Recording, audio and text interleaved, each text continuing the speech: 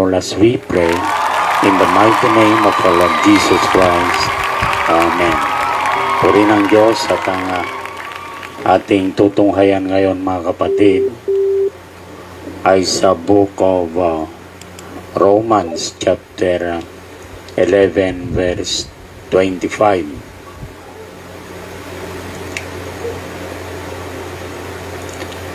Sabi rito, basahin ko muna sa Tagalog.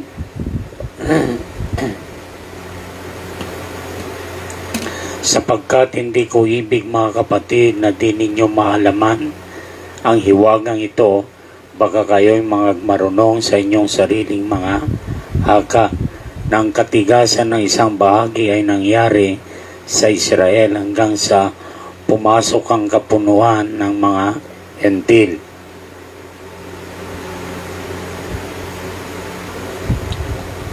Sa Ingles itong pagkakasabi,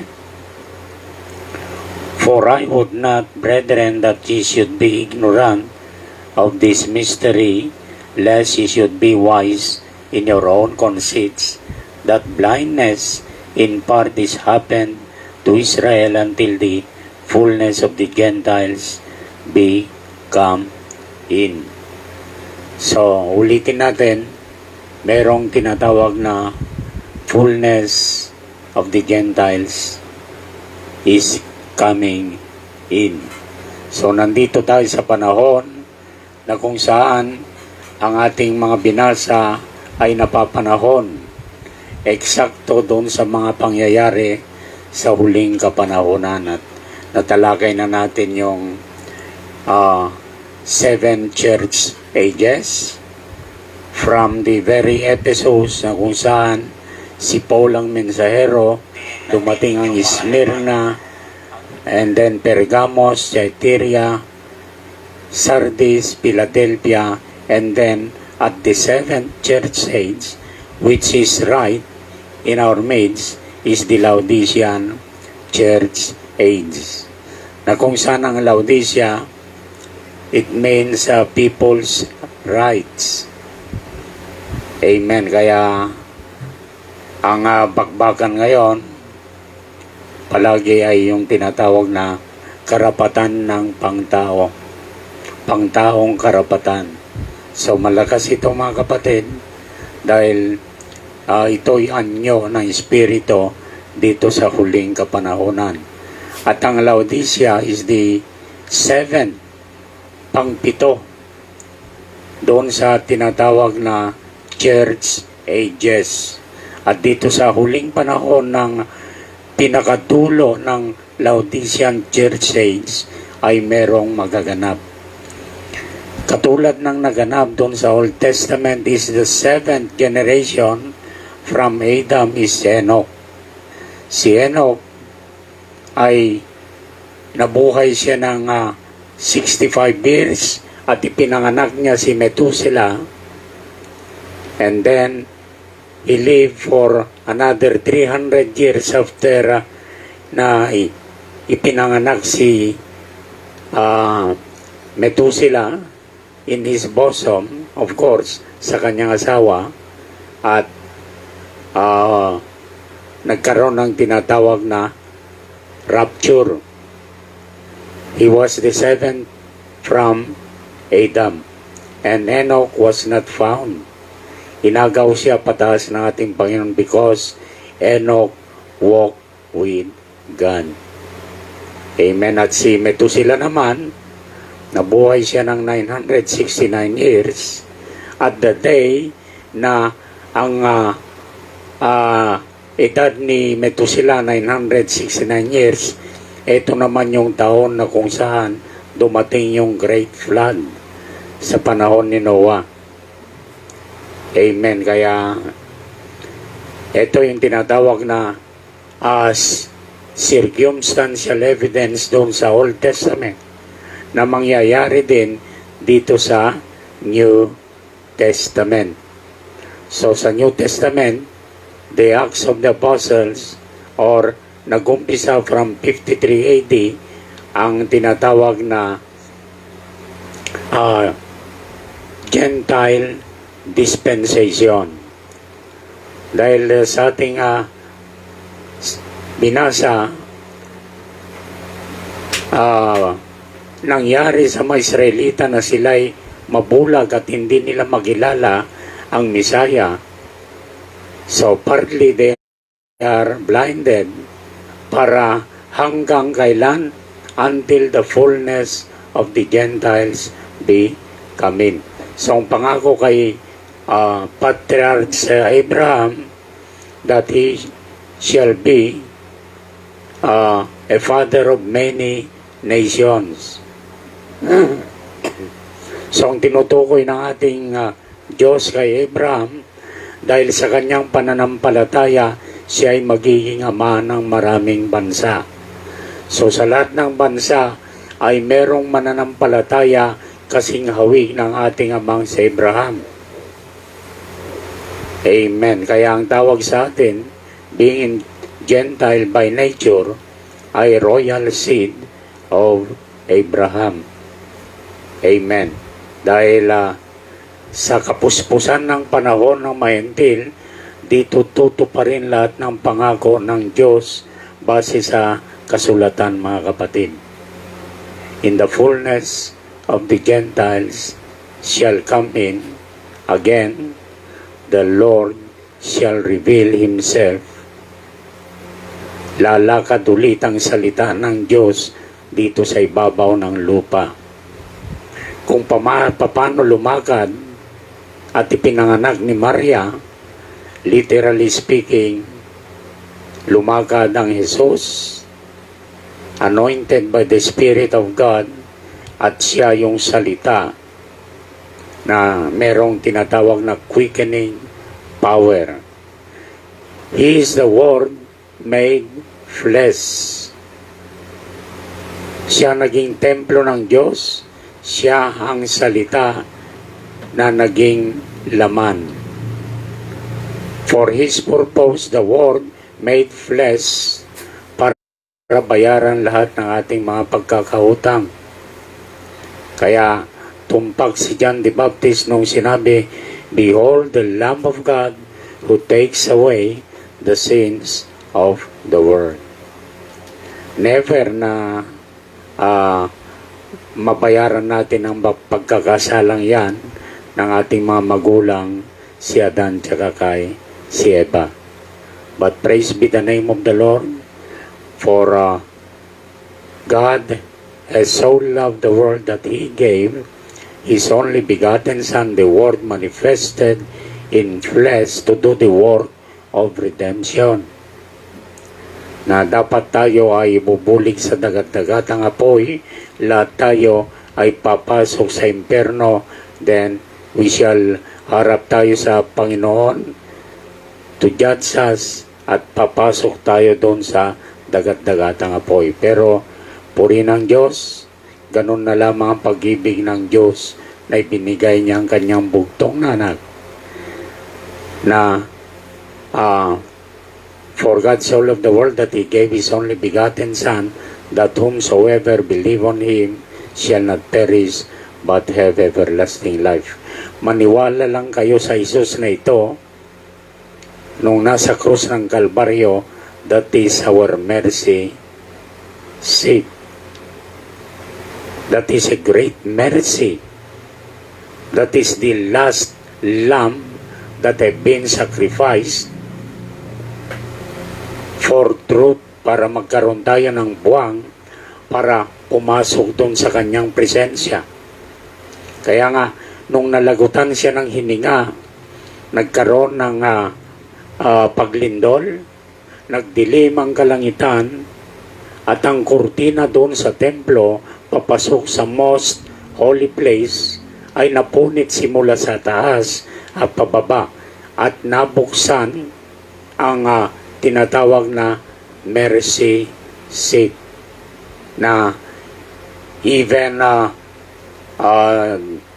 the high priest once in every year in the Day of Atonement ang siyang pumapasok doon sa mercy seat na merong hawak na dugo para iwisik doon sa kinaroroonan ng presensya ng ating Panginoon in the Ark of the Covenant para takpan ang kasalanan ng buong bayan ng Israel.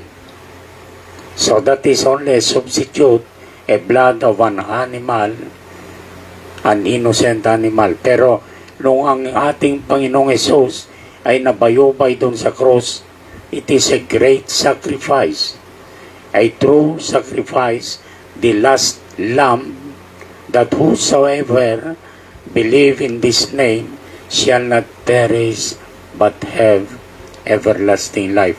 Pag sinabing everlasting life, ang buhay mismo ng Diyos na kay Kristo Jesus ay ibibigay din sa bawat mananampalataya at maniniwala sa kanyang salita. Dahil ang Diyos ay naipapangaral ayon sa kanyang salita at sa mga kapanahonan. Naipangaral lang Diyos sa panahon ni Pablo, nabanggit natin the anointing of a lion. Sa panahon ng mga martyrs, anointing of a ox. Sa panahon ng 15th century, wisdom of men kay Luther at marami pang mga reformers, ay panahon ng face of a man, wisdom. At sa ating panahon, mga kapatid, is the eagle.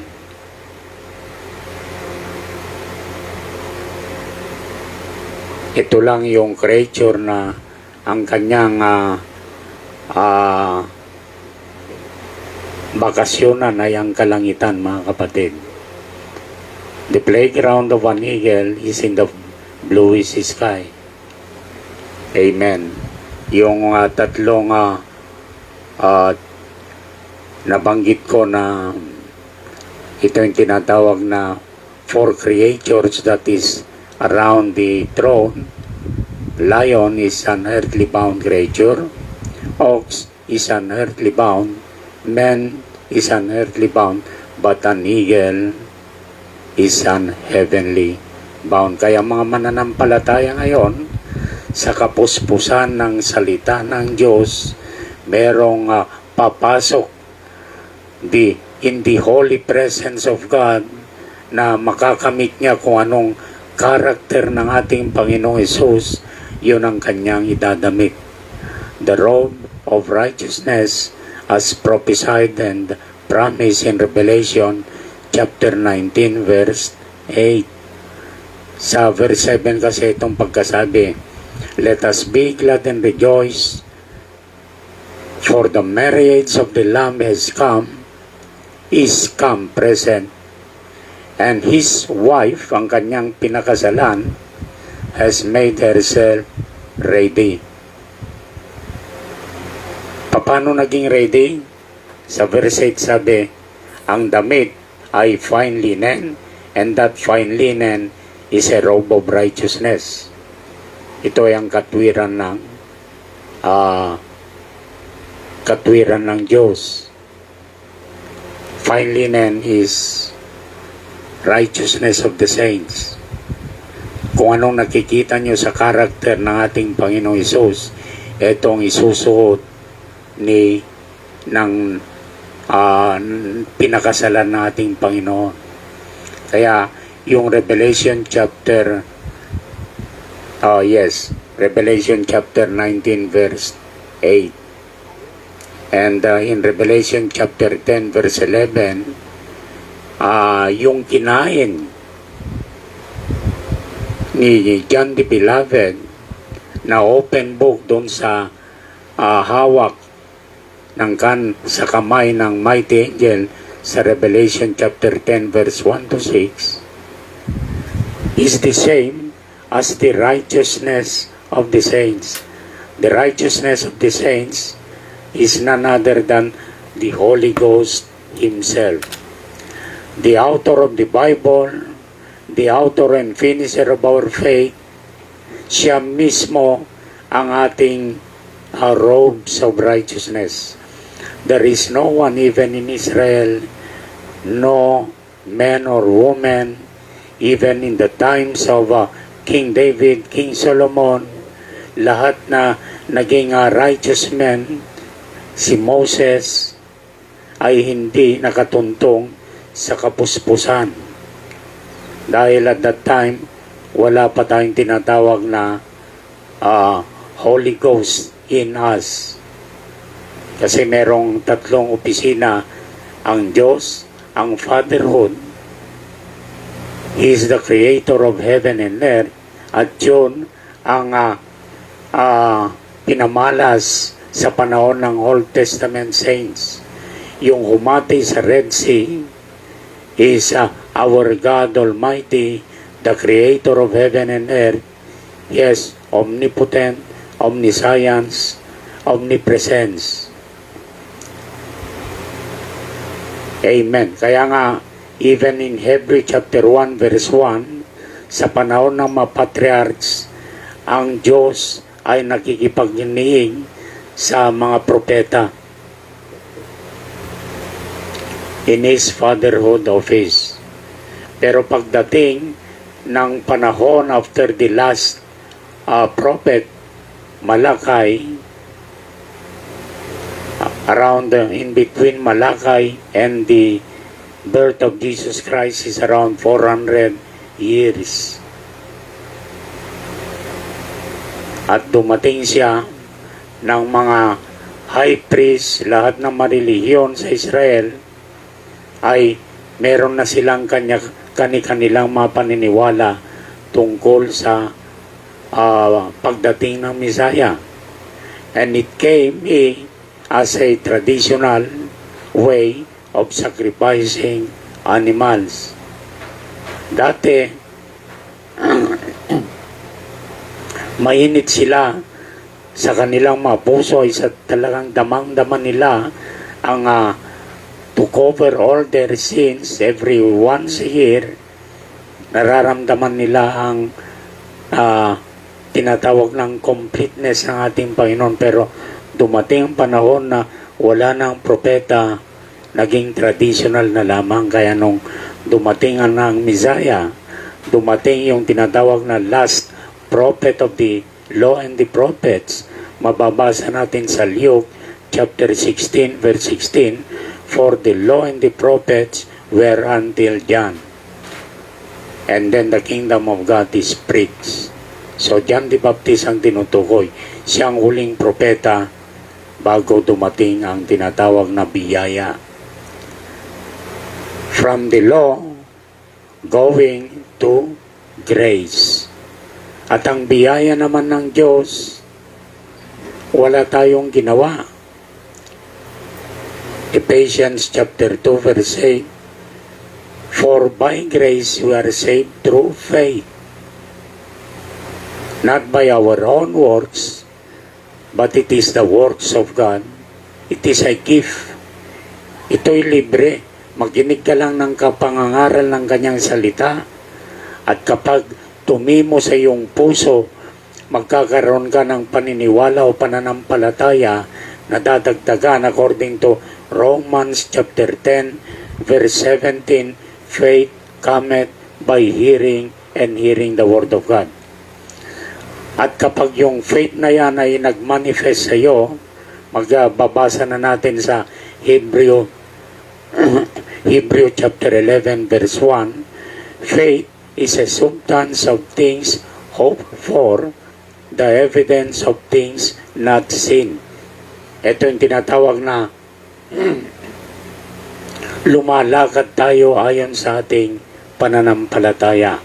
Ang pananampalataya ay nakikita niya yung mga unforeseen things, mga bagay na hindi pa nagmamanifest, pero ito'y naniniwala na mangyayari ito, mga kapatid. Amen. Yan ang pananampalataya.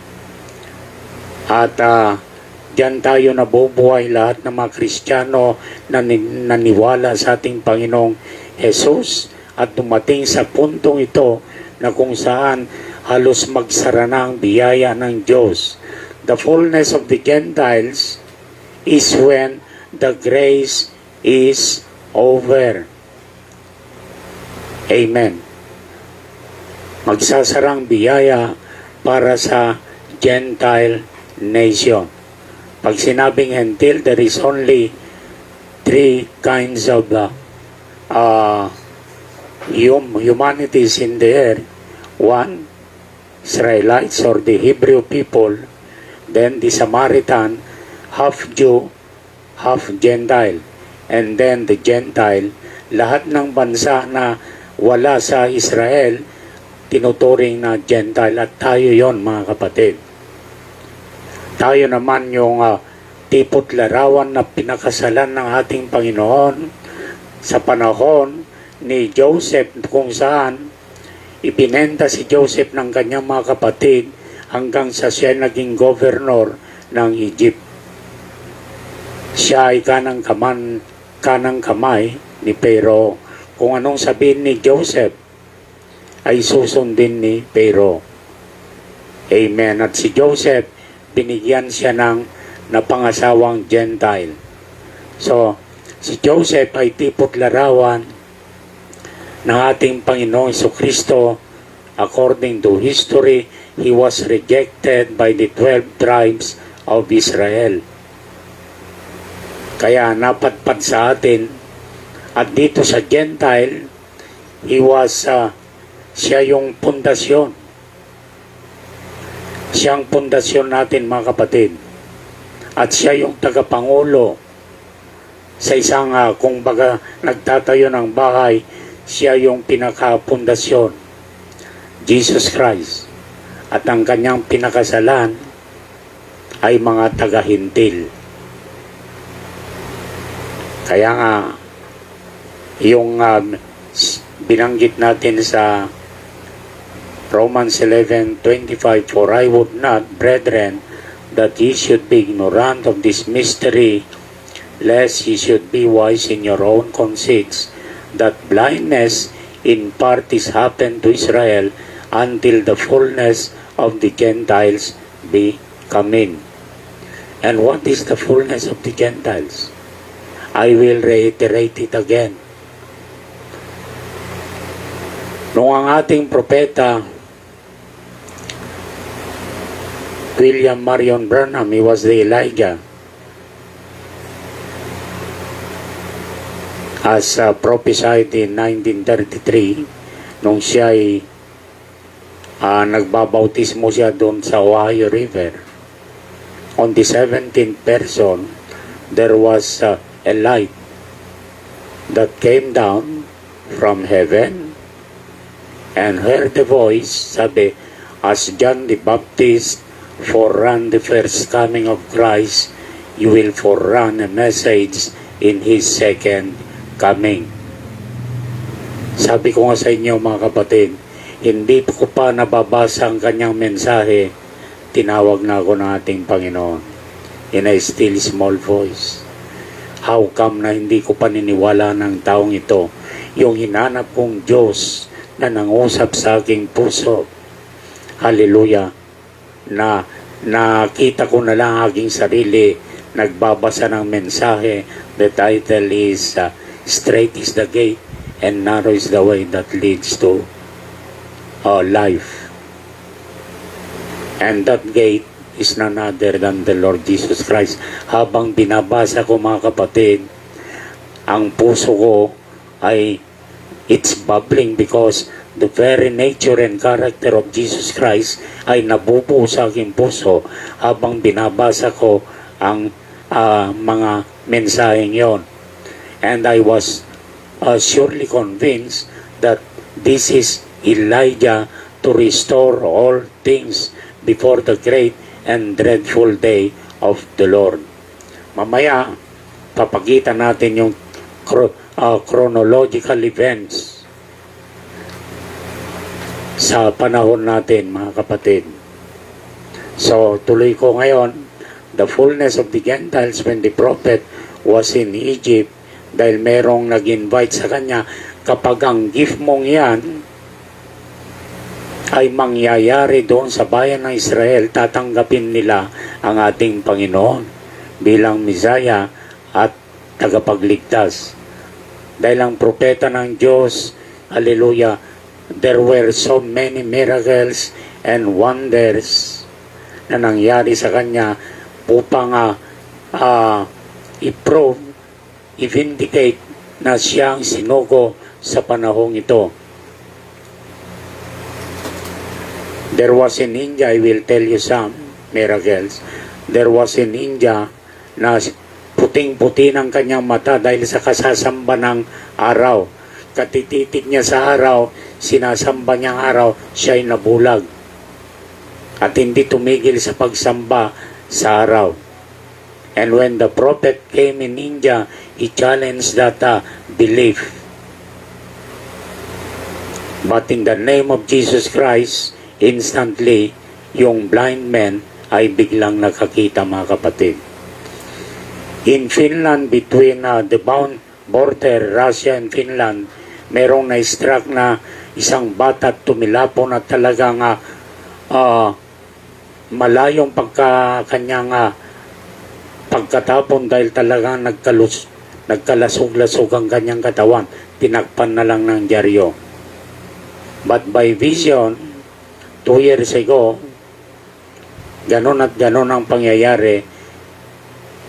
At challenge niya yung mayor of that city. Amen. Even the Russian soldier ay saksi doon sa pangyayaring yon when he prayed, tumayo yung bata at nabuhay. And that is the power of God. Sinasaysay ng Panginoon ang kanyang ginagawa. So he vindicated that prophet. And ngayon wala nang propeta, but there is a message. Sabi, as John the Baptist forerun the first coming of Christ, you will forerun a message. At ang mensaheng inyong napapakinggan ay galing sa trono ng Diyos. Hindi galing kung saang theological school. Amen. Kaya purihin ang ating Panginoon. Ang kadakilan ng Panginoon ay sagana hanggang sa panahong ito. Amen.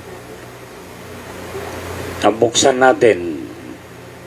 Bigyan ko pa kayo ng mga counting pundasyon about Zechariah.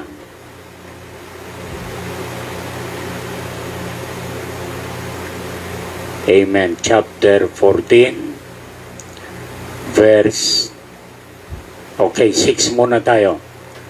Sabi rito, and it shall come to pass in that day, ang tinutukoy niyang araw ay ito, that the light shall not be clear nor dark. So ang panahong ito, hindi mo matukoy na tila baga nag-aagaw ang dilim at liwanag. Sa dami ng mga relihiyon, hindi mo matukoy kung sino talaga ang nasa katotohanan. Dahil lahat naman ng relihiyon, thousands of religion, thousands of denomination ay nag-aangkin na sila ay may taglay na katotohanan. Kaya sabi rito, it's not clear nor dark, hindi naman madilim, hindi naman liwanag, kundi nag-aagaw, takip silim.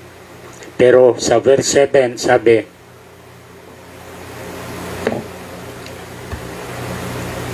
but it shall be one day which shall be known to the Lord, not day nor night, but it shall come to pass. Eto na mga kapatid, nung mga nakaraang panahon, very dark, hindi dark, hindi light, kundi nagkatagip silim. Pero sabi rito,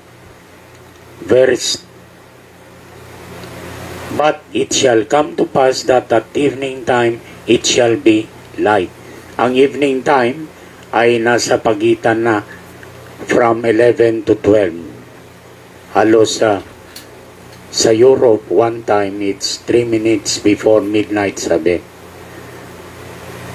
Amen. So ibig sabihin kapag umabot na ng alas 12, ito ay kawakasan ng mundo. Amen. Hallelujah. At hindi chronological event, magbasa tayo, natalakay na natin yung 7 tatak.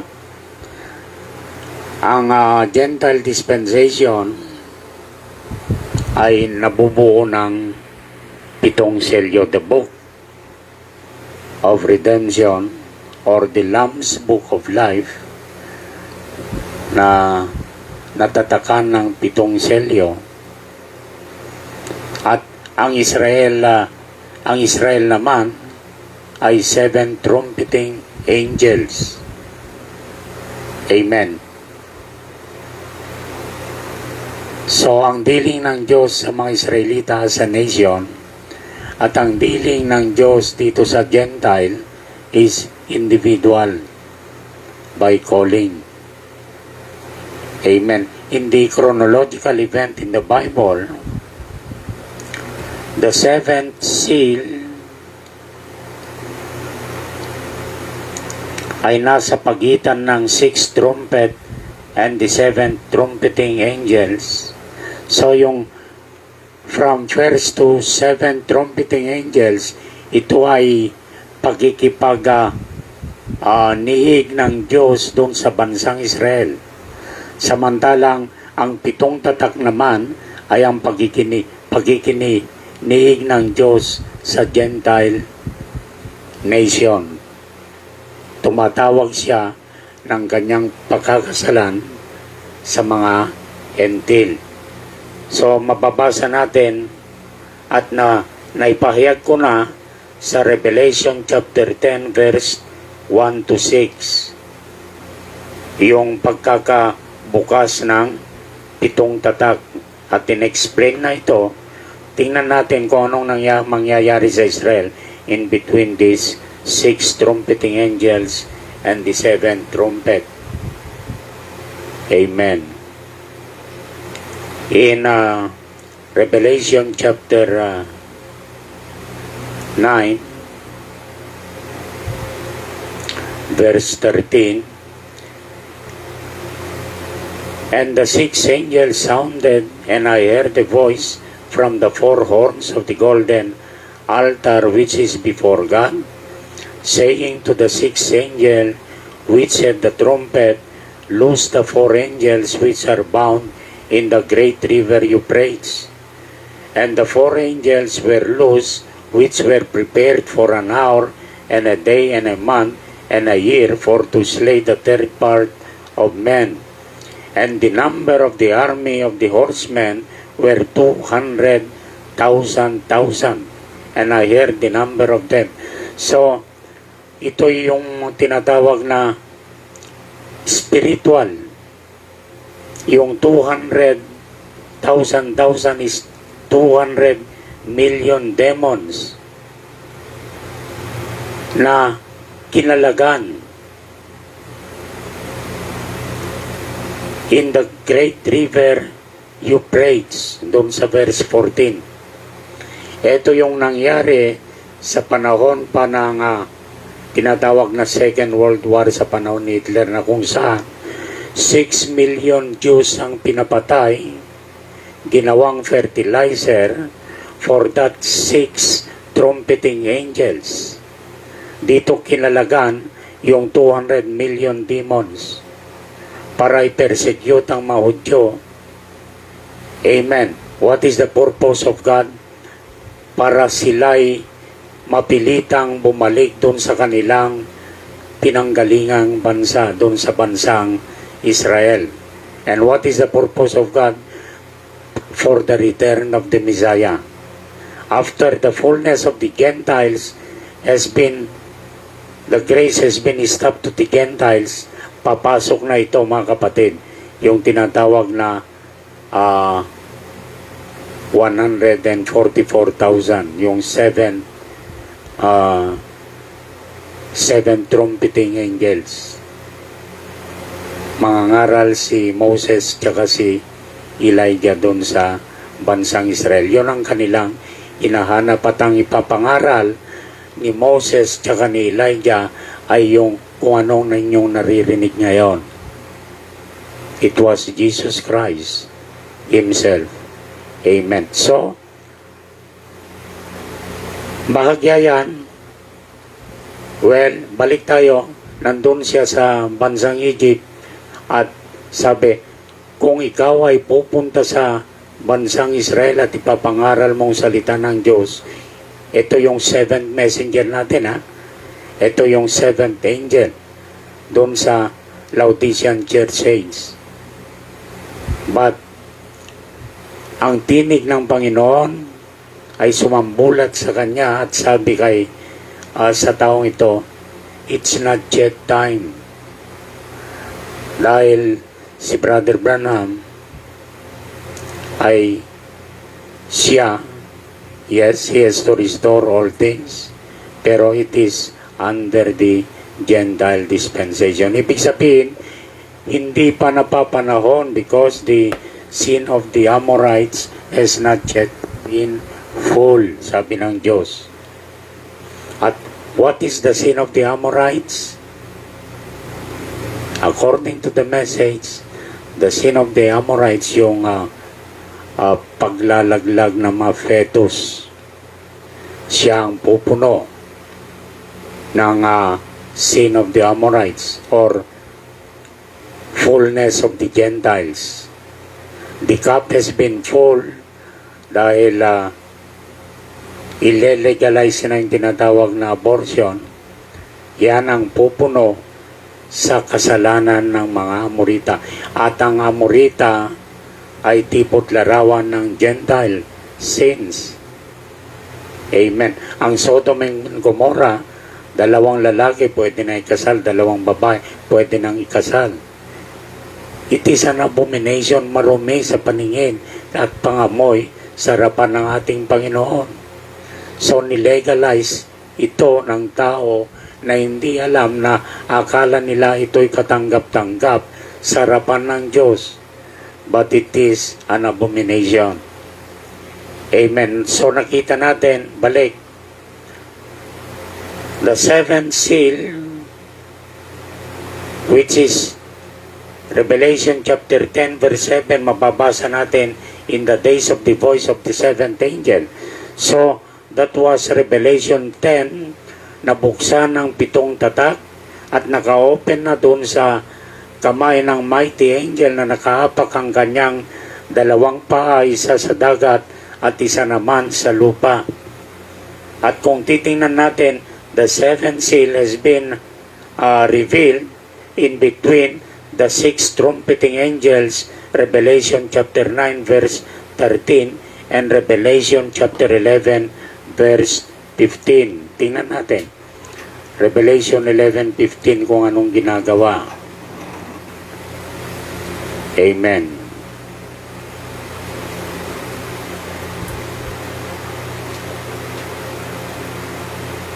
Sabi rito, and the seventh angel sounded. Ito yung trompeta patungkol sa mga Israelita, mga kapatid. Wala tayong kinalaman nito. And the seventh angel sounded, and there were great voices in heaven saying, the kingdoms of this world are become the kingdoms of our Lord and of His Christ, and He shall reign forever and ever. Amen. Purihin nating Panginoon.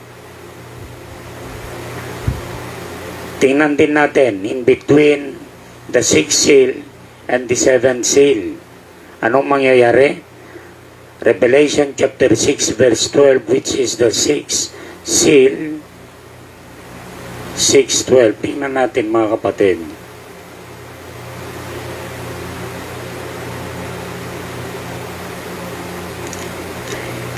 And I beheld when he had opened the 6th seal. Tingnan nyo, mga kapatid. Ito yung Gentile. Nagkikipagniig ang Diyos sa Gentile. Anong nangyari? Revelation chapter 6 verse 12.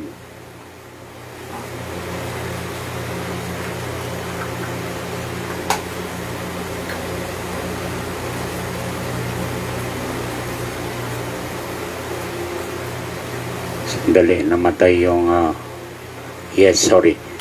Sabi rito, and I beheld when he had opened the 6th seal, and lo, there was a great earthquake, and the sun became black as sackcloth of hair, and the moon became as blood. Oh, hallelujah. This is a great tribulation. And the stars of heaven fell unto the earth, even as a fig tree casteth her untimely figs when she is shaken of a mighty wind. And the heaven departed as a scroll when it is rolled together, and every mountain and island were moved out of their places. Verse 15, and the kings of the earth and the great men. So kings of the earth, lahat ng mga presidente, hari, papa, lahat.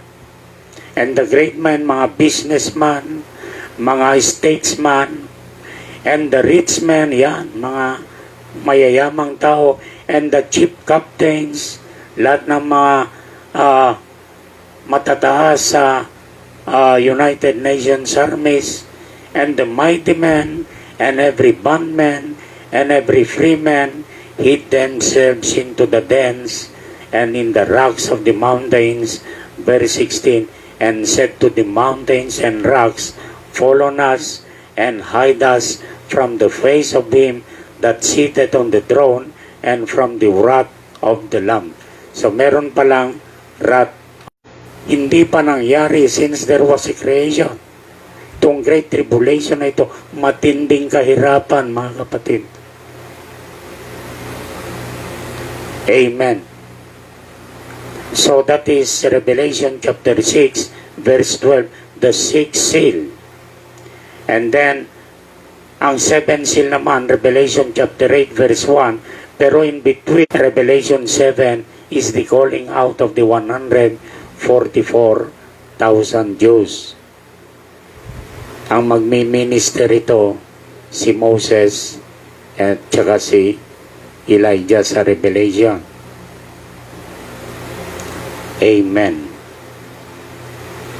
Hallelujah. The two olive trees.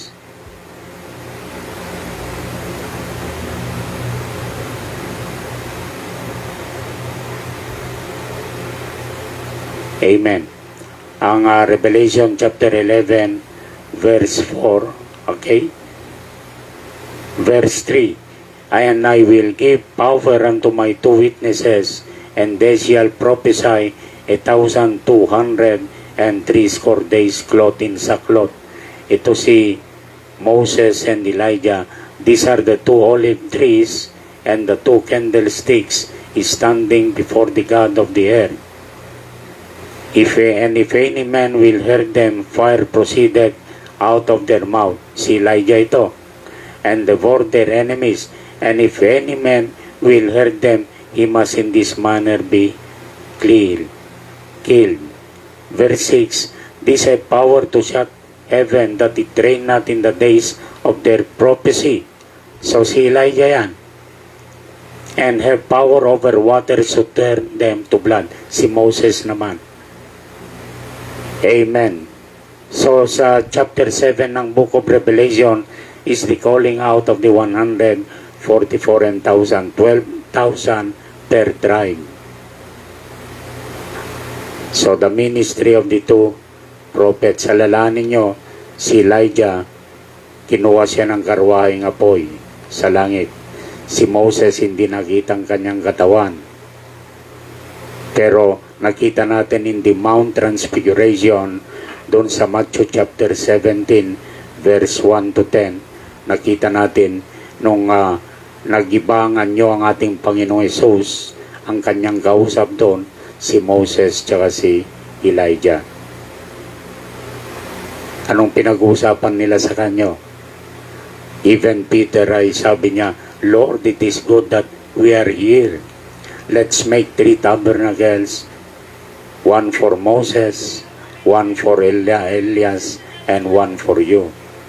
So mali si Peter at that time dahil habang sila'y nangungusap sa ating Panginoon, isang maputing ulap ang kumupkop sa kanila at merong boses tinig na kanilang narinig. This is my beloved Son, hear ye him. So it was the day of adoption of our Lord Jesus Christ. Pag sinabing, hear ye him, ibig sabihin, sabi niya natin pa, all power in heaven and in earth was given unto me of my Father. And all that I had, I will give it unto my church. So, hallelujah. Purihin ang dakilang pangalan natin, Panginoon. Ang buong kapangyarihan ng langit at lupa ay ibibigay sa kanyang iglesia. At sinong kanyang iglesia? It is the mystical body of our Lord Jesus Christ. From the very foot of the apostles hanggang sa panahon natin unto the mind of Christ, then rapture. Amen. So nakita natin the chronological events. Ang pagtawag sa 144,000 ay ang paglipat ng biyaya from Gentile dispensation to Israel. At makikita nila ang kanilang Messiah, si Joshua. Magkakaroon ng great lamentation. Katulad ng nagpahayag sa pangalawang pagkakataon si Joseph sa kanyang mga kapatid. Ako si Joseph.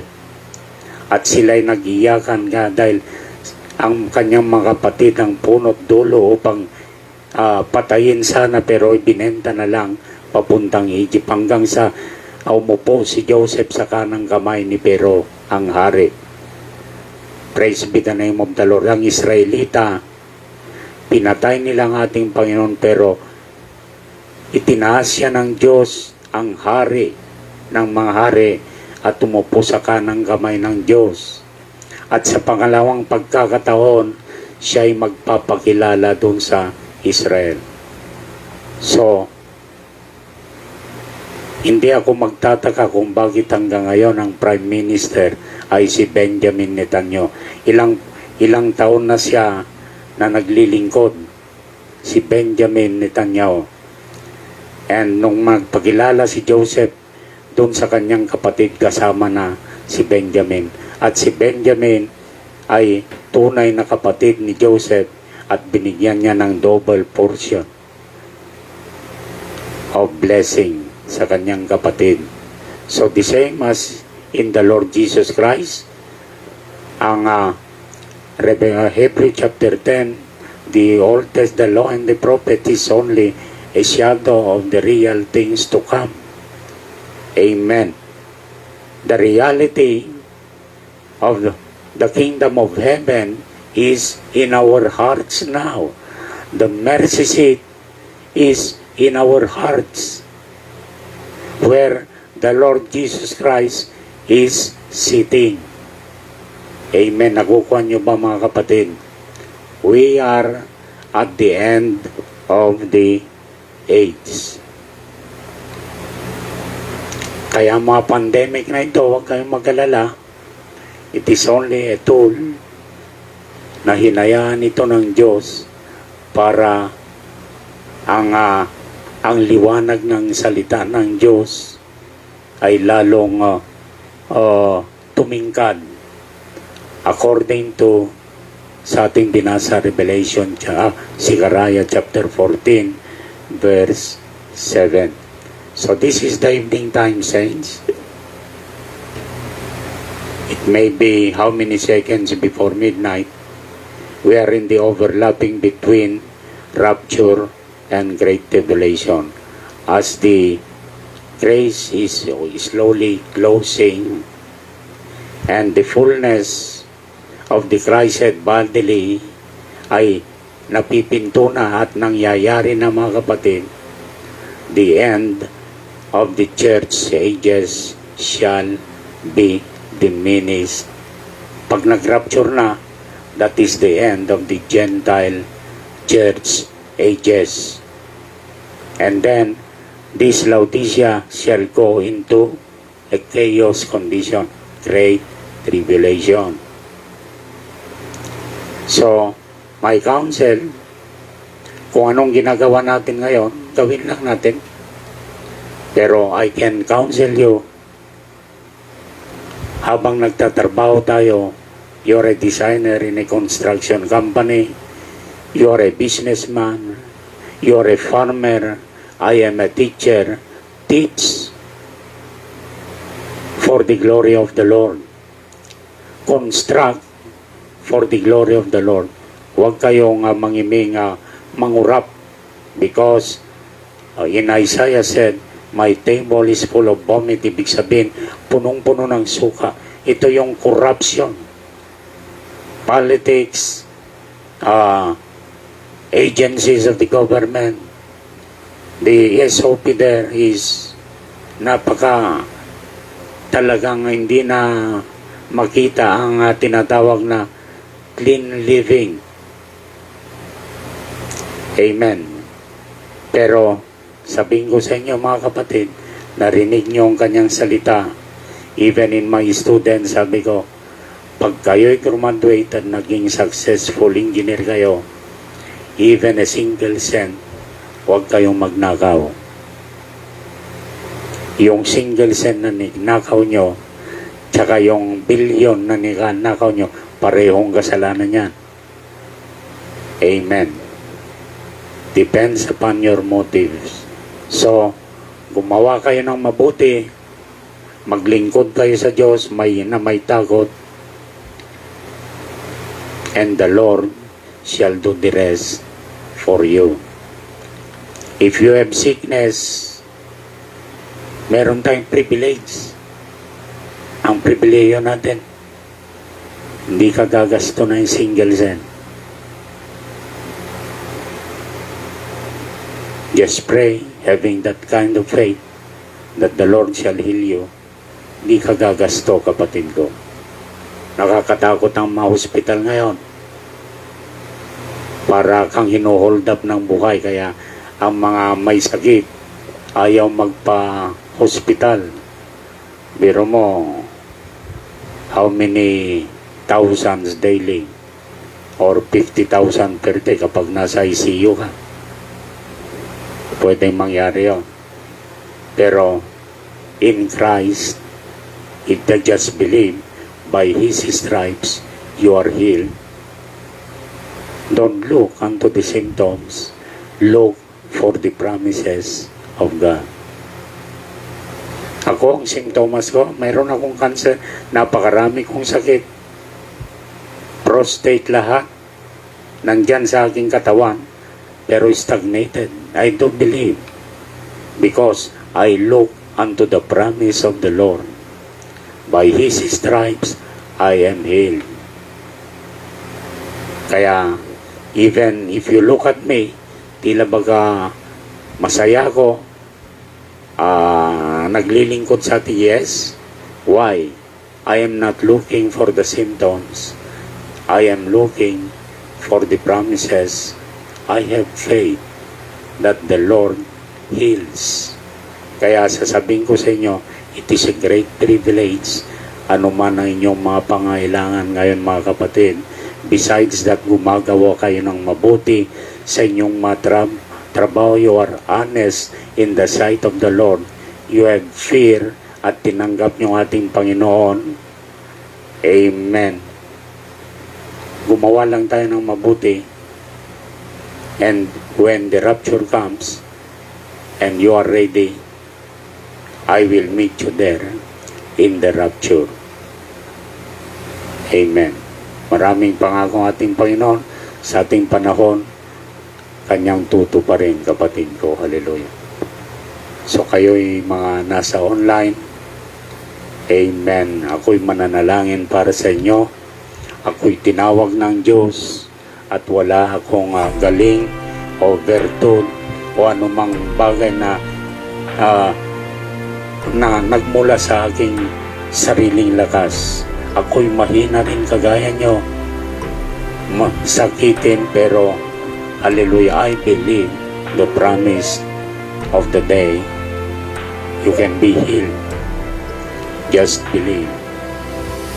Amen. If you want the spiritual healing, pinakamahina mga kapatid, that is salvation in the name of Jesus Christ. There is healing in your body in the name of our Lord Jesus Christ. So ang ating gagawin, I'll pray to God and believe it. Don't look at me. Dahil ang aking ipinapangalandakan dito, Panginoon, ang mga kapatid ko, ay ang pangalan ng ating Panginoong Jesucristo. Ay itong kanyang pangako, if my word is in you, if you are in me and my word is in you, ask anything in my name. John chapter 15 verse 7. Just believe.